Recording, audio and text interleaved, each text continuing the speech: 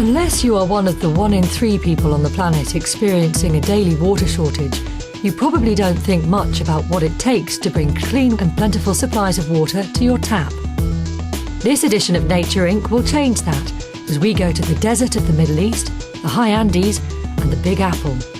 And we find there might be no water shortage, even in the desert, if supplies are managed within nature's limits. Welcome to Nature Inc., a new series that's about the economy of nature.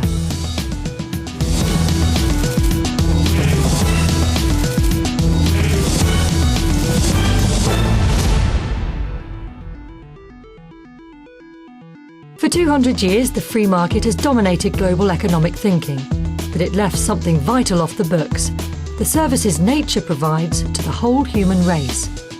In 2003, scientists valued those services at $33 trillion a year.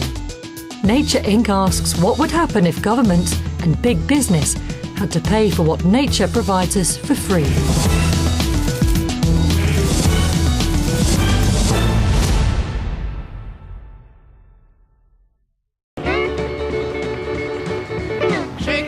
New York City, unofficial consumer capital of the world. Here, money rules and everyone's on the hustle. Nothing is for free, but water comes close. All this economic activity is dependent on clean water supplied by the city's main watershed. But getting it to New Yorkers in the quantity and the bargain prices they have become accustomed to is entirely due to sound planning and management. You're talking about 8 or 9 million people living in a very small area that does not have a source of water locally that could provide for the city. New York uses an amazing 5 billion litres of water a day. That's 2,000 Olympic-sized swimming pools. Alex Matheson is the executive director of Riverkeeper, a charity set up to protect New York's water supply. A lot of New Yorkers don't even know where their water comes from. They certainly don't understand quite how important it is and what the threats to it are. 90% of it comes from the Catskill Mountains, nearly 200 kilometres north of the city. On these hillsides, gravity gets to work as plentiful rainfall filters first through forest, then trickles through mosses, topsoil and porous rocks. It's an ecosystem service that would cost billions of dollars to copy. Water has a chance to age, to settle out, and to purify naturally so that by the time it reaches the city, it's a very high quality. At the high-tech labs of the City Water Authority, water quality is monitored constantly. We analyze for over 50 different water quality parameters, and we generally find that our water is very clean. So all of these things combined have allowed us to receive a waiver for filtration from the United States Environmental Protection Agency.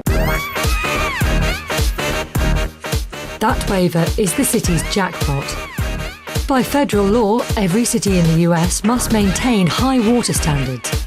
Usually this means building and running expensive filtration plants. According to the City Environment Authority, man-made filtration would cost 10 times more. We've probably spent $1.5 billion in the watershed over the past 10 years or so to keep the water clean. But in fact, if we had to build a filtration plant for 90% of our water, we would have to spend $10, $12 billion doing that. And then the last time we estimated, we thought it would cost us about $100 million a year just to operate it. There are strict environmental controls in the Catskills, but New York's other watershed, the East Hudson River Valley, has more development and pollution. The valley is the source of 10% of New York's supply, but it's failed to meet federal standards. So now the city authorities estimate they've got to lay out up to $3 billion to build a filtration plant. Suddenly, water rates in New York City as a result of this filtration plant are definitely going to increase. If you have to actually treat the problem once it's already occurred, it's always far, far more expensive to do that than to simply not pollute in the first place. The Catskills watershed covers an area of over 3,600 square kilometres. That's around 60 times the size of Manhattan. It's mainly forest and fields, but starting at the end of the 1970s, industrial and residential land use began increasing, and the watershed came under threat. From 1991, the state of New York embarked on an ambitious scheme to conserve it. Protecting water at its source might be an easier thing to do if the watershed itself was uninhabited. New York City's watershed is a living watershed. 70,000 people live in the prime Catskills watershed.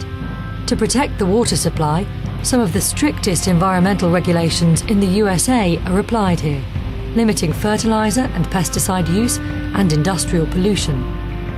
In return, the locals get $100 million in investment. We are helping a community that frankly has been economically struggling for a long time in return for helping us to preserve the areas and provide 9 million people with their drinking water. So a protected nature has given New Yorkers water bills which are lower than the average for a US city, despite it being one of the most expensive cities in the world. For the authorities that supply clean water to water-guzzling New Yorkers, the $100 million price tag is a mere snip. Through this natural investment, the city provides water at 7 cents a litre, almost half the cost in Atlanta. In all likelihood, the vast majority of New Yorkers never give this example of good governance of nature a passing thought. People say to me, water, it's rain, it should be free, just like the air. And really, when you think about it, polluted air is free. Clean air takes a lot of planning and a lot of investment. And the same thing is true with water. To keep it clean takes a lot of planning and investment. New York is an example of what sound management can achieve when working with communities and the ecology to save money. But valuable watersheds lie in countries with much less money, less political stability, and less technological know-how than the world's superpower.